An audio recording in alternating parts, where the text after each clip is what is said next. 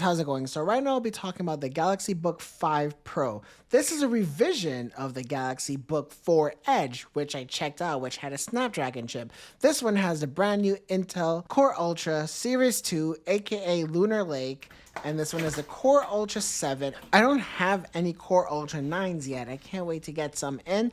But anyway, this is a two-part video. If you only care about the benchmarks of the new Lunar Lake, and especially of this larger 16-inch version compared to the HP Omnibook that I did last time, just feel free to skip ahead, but I will be spending some time on this laptop. So let's just get right into it. So I spent almost 60 days with the Galaxy Book 4 Edge when that Snapdragon chip came out, and that one had the Snapdragon Elite. It's the 8400. That's the most powerful one, and I had a lot of issues with it. I did do a full review on that one, but that was the 4. This is the 5. They actually made a lot of improvements to it. A lot of what I complained about, I mean, I'm not saying that they listened to this video. By the time I did a video on that, they must have already been done with production of the 5. Anyway, I'm rambling. Let's just get right into it. So first of all, the build is substantially better. There's a much higher quality aluminum used this time, and there is zero flex on the lid, which is something I've never really been able to say about any Samsung laptops.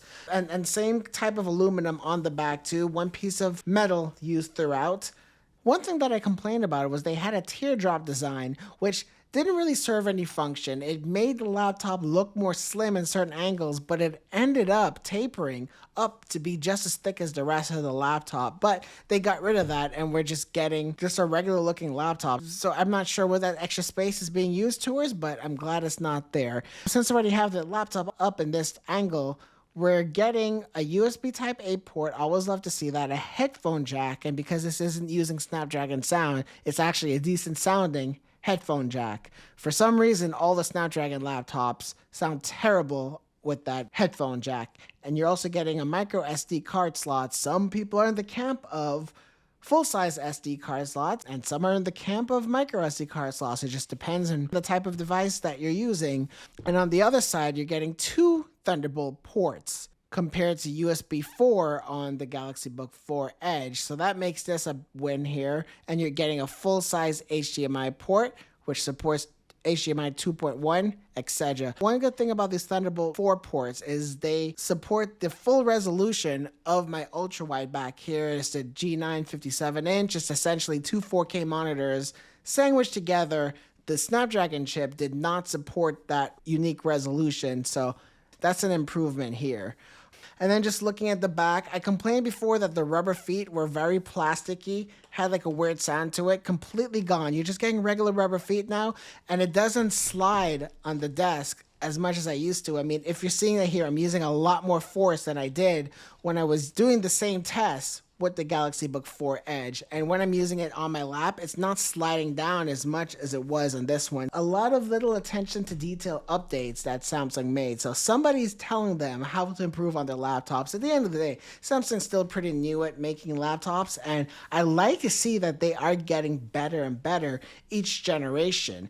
Anyway, I'm already a few minutes in. I didn't even open up the laptop lid yet. So if you guys are still with me, I really appreciate it. So easier to open one hand, great hinge, good quality, very smooth tension throughout. And this is a 360-degree 2-in-1 convertible laptop, and I do love to see these. And I've been using this particular aspect ratio a lot more, starting with that Omnibook that I had. I never realized how much I enjoyed having that. The only issue is you're just dealing with uglier hinges. So I'm not a fan of how these hinges look, but I mean, that's just cosmetic.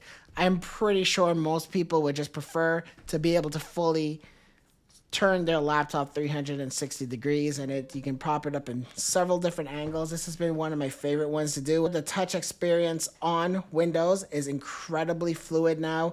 Not as good as a tablet, I would say, like if you're looking at the Galaxy Tab, etc. But overall, I've been really happy with using this as like a makeshift tablet. So really happy about that. So anyway, jumping around a little bit, even though this is a 360 2-in-1 convertible, what I do like to see are some additional rubber feet here, because when you flip this over, this metal is touching directly on the surface that you'll be using. So if you're on a table, if you're using like a granite surface or something, this laptop could get incredibly scratched up when you're using it in this orientation. So that's something to be aware of. One thing I liked about the HP Omnibook that I checked out recently is that it had 4 feet.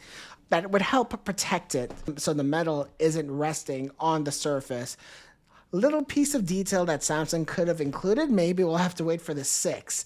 Anyway, now that we're here, improvements continue throughout. I complained about how cheap feeling the keyboard was on the Galaxy Book 4 Edge, but it's much improved now. It's actually fairly snappy to type on. I still think that it's a membrane style keyboard, but it does feel better. The only thing is, though, the travel is on the lower side to the point where I'm not used to this little bit amount of travel. So it's actually really annoying me as I type. I just like mentally want the keys to be pressing in more. I know it is a thin laptop, incredibly thin, but the HP Omnibook that I tested out recently with the Intel Core Ultra Series 2 had a much better keyboard. I do like that we're getting a full number pad though, but I know I'm like complaining a lot, but the number pad here is very squished in. It's small and it's difficult to use. I'm glad it's here, and I remember on the Galaxy Book 4 Edge, I did get used to it. I just had to adjust the way that I use these type of keyboards a little bit. If you like things to be symmetrical, you might have an issue with this particular layout because the keyboard is set to the left and so is the trackpad. But for my profession, I like having a number pad, and even though this one is squished in, I'm glad that it's here. So the next thing that they improved on, but it's still not quite perfect, is the trackpad. I've had big issues with the previous trackpad where I felt it was a little bit laggy and I felt like the polling rate wasn't as high to where it was difficult to track things and point to things and actually click on it. I think this is much better. It still, for whatever reason, just doesn't feel 100% as fluid as what I'm used to with other premium laptops, and this is a premium laptop. It's commanding a premium price tag, but it's almost there. I can't really put my finger exactly on what's causing it, but overall, it's a good trackpad. It's significantly better. I love how large it is. The extra space on the trackpad is really nice to have. One issue with that, though, is it creates substantially tall bezels on the bottom chin, but at least the side bezels and the top bezels are nice and slim. But one good thing about having such chunky bottom bezels is the screen ends up being positioned up higher, a little bit more eye level, to where you're not really straining your neck as much. But I can imagine some people might be very bothered by how chunky this bottom chin is. So let's take a look at this display. It is essentially almost identical to all of the other OLED displays that I looked at. The resolution is 2880 by 1800. It is OLED, and it is using Samsung's anti-reflective coating, similar to what you saw in like the Galaxy S24 Ultra, etc. And this makes it a much better OLED display than most of the other ones I've used, where those are incredibly reflective, mirror-like reflective. This does a good job of being anti-reflective, but without destroying the picture quality as some anti-reflective coatings can tend to do. So really happy with that. But in terms of the actual display, 400 nits of brightness, that just seems to be the standard. Minimum brightness is pretty decent, so you could use this in low light situations and you won't have as much eye fatigue. Color gamut is among the best. 100% sRGB, 100% DCI-P3, no surprise there. 98% Adobe RGB, so this is great for us photographers. And in the settings, and Samsung creates profiles for each different scenario. There's an Adobe RGB profile, there is a P3 profile, AMOLED profile, etc. And when I did my measurements, I put it on AMOLED profile. That unlocks the full gamut of the display. But for the most part, I'd just be using it as Samsung settings auto mode, and I ran color accuracy on this, and it was nearly perfect. Great display overall. I will say, though, that sometimes 400 nits of brightness isn't enough. It is enough for every indoor situation and most outdoor situations once you're in the shade. But if for whatever reason you find yourself using this laptop in direct sunlight, 400 nits just quite isn't there. But that's just the nature of OLED panels versus LED panels. You're just always gonna take a hit with brightness, but with OLED, there's a lot more benefits to it, including those perfect blacks, that incredibly high color gamut, and just an overall better picture with OLEDs. So before I So before we get into the benchmarks, I just feel like I just gave a tour of this entire device. I didn't really talk about what it's been like to use. It's been great. I've been really enjoying it. Because my 9 to 5 job is pretty much mostly on the cloud, I don't need any special software or any like IT overrides. I can just pretty much get right to work on it. And I've been using this for the past 4 days as my main work laptop, and also just doing regular laptop stuff, watching videos, playing some light gaming, and I did some benchmarks, and we'll go through that.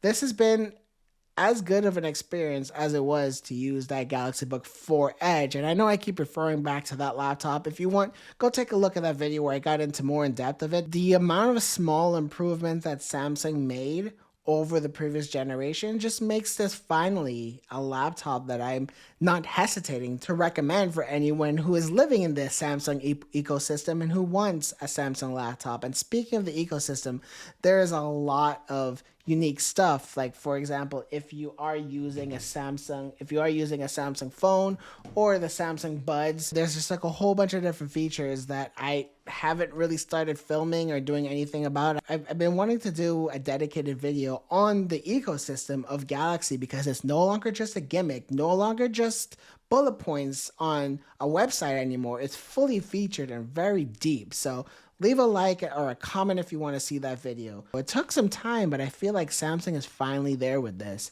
Anyway, so let's just get into some of the benchmark numbers. And this is the second Core Ultra laptop that I have. Let's start off with the stability test. This essentially runs the same benchmark 20 times consecutively, and it aims to see how this laptop does under load. Does it start the thermal throttle?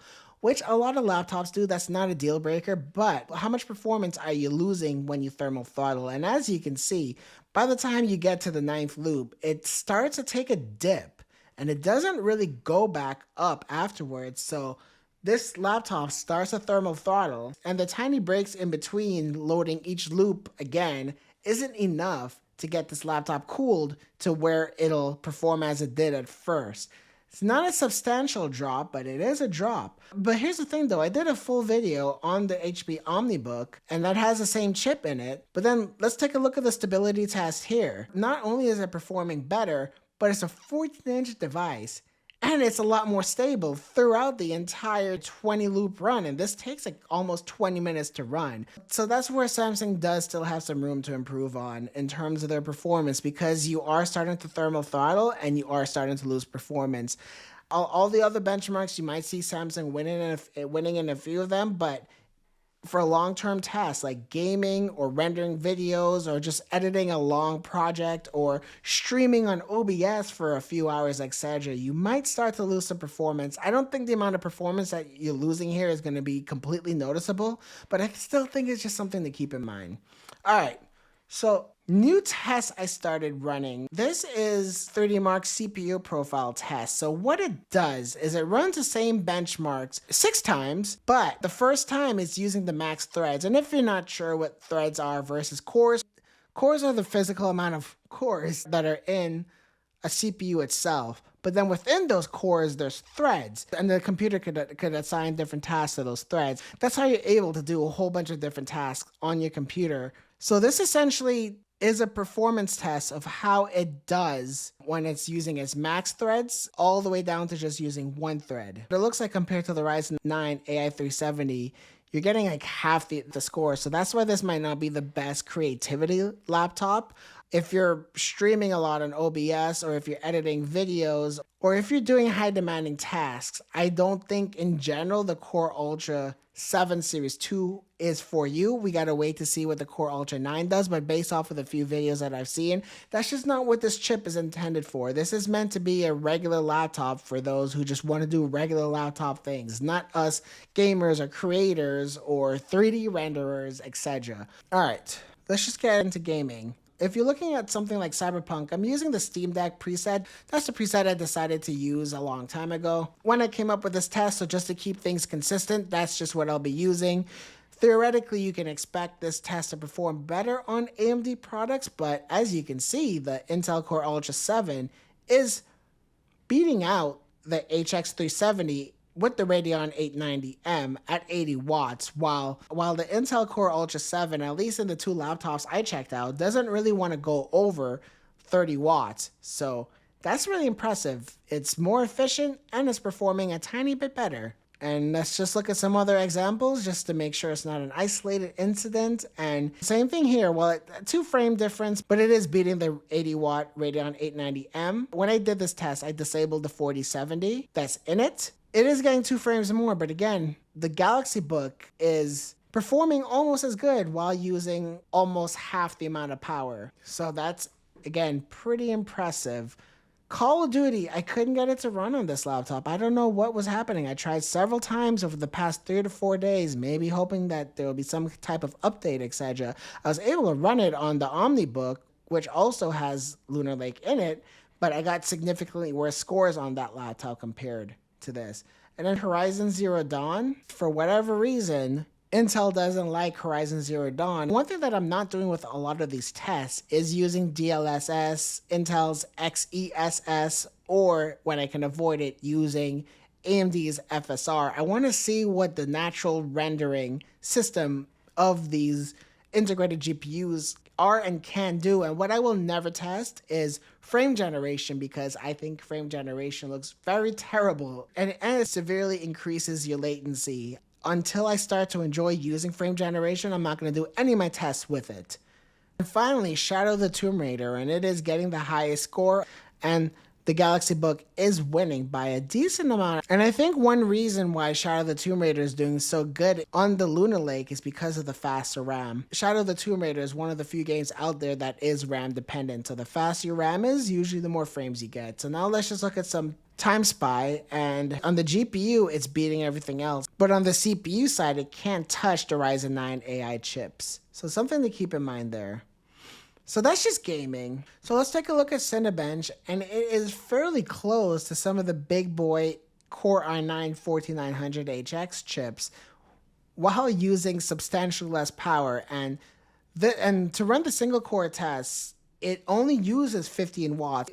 It doesn't start to use 30 watts until you do the multi-core. So let's take a look at that really quickly. And this is where Lunar Lake starts to struggle. It's not meant for multi-core tasks. It's meant for single core tasks, which is 90% of what most laptops will be used for.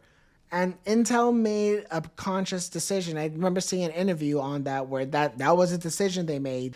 Intel wanted to get the most performance on single core while also being incredibly efficient. So because of that, you're getting amazing single core performance, but because you're using much less energy, you're going to get amazing battery life as well too. But then here's the thing though, the MacBook M3 Pro is still destroying everything on single core.